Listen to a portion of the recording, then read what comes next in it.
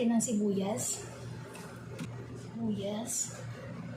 bawang, ginger, and sili. And ilagay na natin tong kalabasa. Paghalo-haluin lang natin to.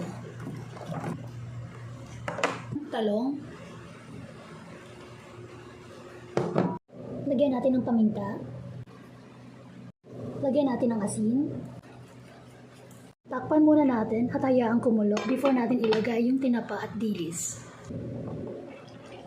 Ilagay na natin ang tinapa at ang dilis.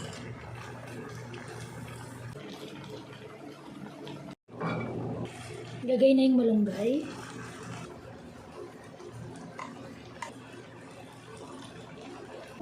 Ilagay na natin ang gata.